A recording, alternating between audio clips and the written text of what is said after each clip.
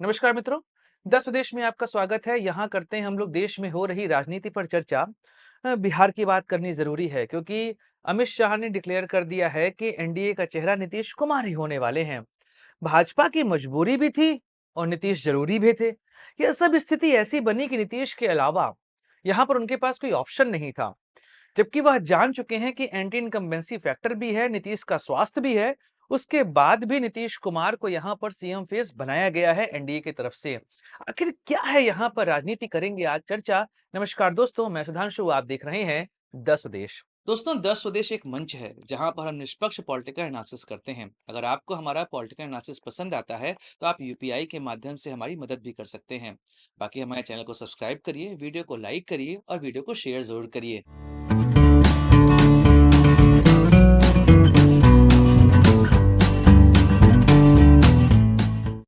पिछले कई दिनों से यहाँ पर चर्चा का विषय बना हुआ था कि आखिरकार एनडीए कब घोषित करेगा नीतीश कुमार को अपना सीएम फेस। और एक्चुअली हो भी किया है कि नीतीश के नेतृत्व में ही इस बार एनडीए चुनाव लड़ने वाला है। जो गठबंधन है, उस गठबंधन की सजावट ऐसी है कि यहाँ पर हर तबके को साधने का प्रयास किया जा रहा है। मतलब एक्सट्रीमली बैकवर्ड क्लास, मुस्लिम, महिला, सवर्ण, इन सभी को यहाँ पर साधने का प्रयास है। और जीतन राम मांझी और चिराग पासवान के माध्यम से दलित वोटों को भी साधने का प्रयास यहाँ पर एनडीए की तरफ से किया जा रहा है। आखिर यहाँ पर मजबूरी है क्या? तो पहले समझते हैं जेडीयू के परिप्रेक्ष्य से, उसके बाद समझेंगे दो अन्य विषय पर, क्योंकि उन दो अन्य विषय पर चर्चा करना आवश्यक है। पहले जेडीयू के तरफ से समझ लेते हैं कि आखिर यहाँ पर दबाव था क्या। आप देखेंगे कि जेडीयू इस समय सबसे बड़ी समस्या से गुजर रहा है कि नेतृत्व की दिक्कत वहां पर आ रही है। नीतीश कुमार का स्वास्थ्य ऐसा है कि अब वह बहुत लंबे समय तक जेडीयू को अपने दम पर लेकर नहीं चल सकते हैं। अब नीतीश की जगह पर कोई और व्यक्ति जेडीयू की यहाँ पर कमान संभाले, यह जेडीयू की मजबूरी बन चुकी है। नीतीश कुमार की कोशिश लगातार चल रही है कि वह निशांत कुमार को अपनी पदवी सौंप दें, लेकिन अगर आप निशांत को देखेंगे तो वह राजनीति में तो है नहीं। ऐसे में सीधे जेडीयू में आकर बड़े पद पर बैठकर और पार्टी को संभाल लेना, इसको लेकर सबको संशय है इस समय। स्वयं नीतीश को भी इस बात की चिंता होगी, क्या निशांत उस तरीके से जेडीयू को संभाल पाएंगे जैसे वह जेडीयू को लेकर पिछले 20 साल से चल रहे हैं? इस पर सवाल तो हैं। और जेडीयू में भी समस्या है तीन तरह से। देखिए, एक्चुअली इस समय जेडीयू में तीन गुट बने हुए हैं। पहला गुट वो है जो कि भाजपा की ओर टिल्टेड है। मतलब वो लोग जो केंद्र में मंत्री हैं और भाजपा के साथ अपना नैसर्गिक गठबंधन मानते हैं। कुछ ऐसे लोग हैं जो लालू की ओर यहाँ पर टिल्टेड दिखाई दे रहे हैं कि भैया हमें महागठबंधन का भाग हो जाना चाहिए, लेकिन इनकी संख्या वर्तमान समय में कम है। लेकिन एक ऐसा तबका है जेडीयू के अंदर जो यह चाह रहा है कि निशांत आए और नीतीश की जगह को वह फिल करे, जिससे कि आने वाले समय में भी जेडीयू इंडिपेंडेंट पार्टी के फॉर्म में बिहार में राजनीति कर सके। इस वजह से जेडीयू का प्रयास है और वह लगातार दबाव भी बना रहे हैं कि एनडीए का चेहरा नीतीश कुमार ही हो, क्योंकि अगर नीतीश एनडीए का चेहरा नहीं होंगे तो मतलब साफ है कि जेडीयू को छोटा भाई बनाने का पूरा प्रयास किया जाएगा भाजपा की ओर से। और भाजपा की भी चाह इस बार है, जैसे उन्होंने महाराष्ट्र में किया था, वैसे यहां पर कि नीतीश को छोटा भाई बना दिया जाए। और 2020 में, क्योंकि एनडीए में खींचतान बहुत ज्यादा थी 2020 में और नीतीश का प्रदर्शन भी बहुत खराब था, केवल 43 सीटों की वहां पर प्राप्ति हुई थी। ऐसे में बीजेपी की कोशिश भी है कि इस बार के चुनाव में वह अपने आप को बड़ा भाई यहां पर साबित करे। तो जेडीयू की यह कोशिश तो है कि वह बड़ा भाई तो ना बन पाए, लेकिन फिर भी सम्मानजनक सीटें यहां पर उनको प्राप्त हो जाएं। अन्यथा जेडीयू की राजनीति यहां पर खत्म हो जाएगी। एक बार अगर जेडीयू के ऊपर यह ठप्पा लगा कि नीतीश के बाद उनके पास कोई नहीं है, तो फिर उनकी राजनीति आगे बढ़ते आपको दिखाई नहीं देगी। और नीतीश ने पिछले 20 सालों में जो वोट बैंक तैयार किया है, खासकर ईबीसी, महिला और महादलित, यह वोट बैंक पूरे तरीके से छिटक जाएगा। और मान के चलिए, यह वोट बैंक वर्तमान समय में बिहार के टोटल वोट बैंक का 55% होल्ड करता है। अगर इसी में आप लालू को जोड़ेंगे तो लालू का महागठबंधन वर्तमान समय 32% से वो शुरुआत ही करता है। अगर आप देखेंगे तो 32 मतलब मुस्लिम यादव वोट बैंक जोड़कर लगभग 30 से 32% होते हैं बिहार में, और वहां से लालू की शुरुआत होती है। वह वोट यहां पर छिटकने वाला नहीं है। बहुत सशक्त तरीके से वह महागठबंधन के साथ यहां पर जुड़ा हुआ है। और महागठबंधन में वर्तमान समय में मतलब आरजेडी, कांग्रेस और सीपीआई, यह तीन प्रमुख पार्टियां हैं जो कि महागठबंधन को इस समय लीड कर रही हैं। और यह तीनों पार्टियां वहां पर यादव और मुस्लिम वोट बैंक को अपने साथ होल्ड करती हैं। ऐसे में अगर नीतीश से वोट छिटका तो वह वोट कहां जाएगा? वह वोट जाएगा पूरी तरीके से महागठबंधन की ओर। तो ऐसे में जेडीयू को भी लग रहा है कि पार्टी को बचाना है, सत्ता में रहना है, अन्यथा अगर सत्ता में नहीं रहे तो पार्टी टूट जाएगी, कहानी खत्म हो जाने वाली है।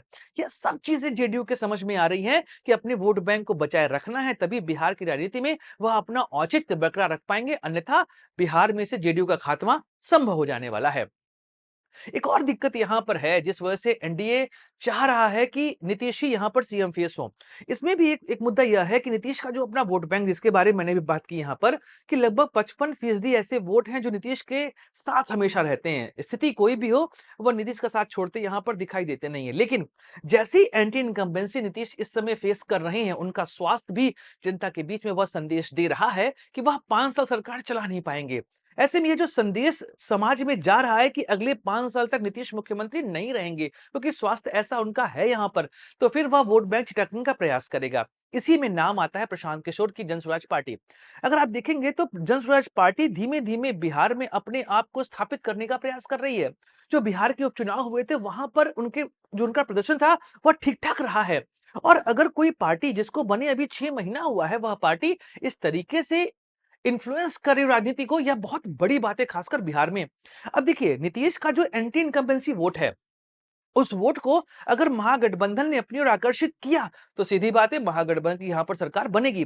इसलिए यहां पर एनडीए यह चाह रहा है कि यह जो एंटी इनकम्बेंसी वाले वोट है वह पूरे तरीके से महागठबंधन की ओर ना जाए, उसमें से कुछ वोट छिटक कर पहुंच जाए जन स्वराज के पास। अगर वह वोट जन स्वराज के पास जाएंगे तो इससे सरकार बनने की संभावना एनडीए की यहां पर ज्यादा हो जाएगी। इसलिए आप देखेंगे जो कई लोग कह रहे हैं कि जन स्वराज पार्टी भाजपा की बी टीम है, कहीं ना कहीं वह प्रयास दिखाई भी दे रहा है कि जो एंटी इनकम्बेंसी वोट है वो अपनी तरफ आकर्षित करे, जिससे कि महागठबंधन के उस प्रोग्रेस को यहां पर रोका जा सके। और देखिए अगर प्रशांत किशोर को देखेंगे तो प्रशांत किशोर बीजेपी को भी डेंट दे सकते हैं। यहां पर कहानी यह है कि जो सवर्ण है, जो एस्पिरेशन क्लास है, वह चाह रहा है कि इस बार सत्ता परिवर्तन हो, और जन सुराज और प्रशांत किशोर वह चेहरा यहां पर दिखाई दे रहे हैं कि वह उस एस्पिरेशन को यहां पर अपने साथ ले सकते हैं। तो जन स्वराज पार्टी बीजेपी को भी डेंट मार सकती है, क्योंकि बीजेपी का यहां पर वोट बैंक मुख्यतया आप देखेंगे तो वह सवर्ण क्लास का वोट है, और जो मात्र 15% है पूरे बिहार में। इसके अलावा उनके पास ईबीसी और महादेव के वोट भी आते हैं।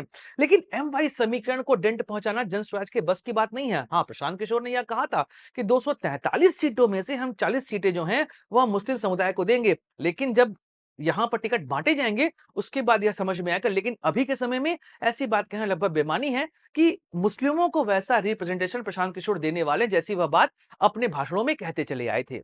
एक और चीज यहां पर आप देखेंगे, अगर आप महाराष्ट्र चुनाव को देखें जो भी 2024 में यहां पर संपन्न हुआ, उसमें भी अमित शाह ने यही कहा था कि एकनाथ शिंदे हमारा चेहरा है। एकनाथ शिंदे के नाम पर लड़ा गया चुनाव, लेकिन जब नतीजे आए तो वहां पर मुख्यमंत्री बना दिया गया किसको? देवेंद्र फडणवीस को, और एकनाथ शिंदे बन गए उप मुख्यमंत्री। अच्छा, नीतीश के साथ यह काम आप नहीं कर सकते, उनको आप उप मुख्यमंत्री तो यहाँ नहीं बनाएंगे ना।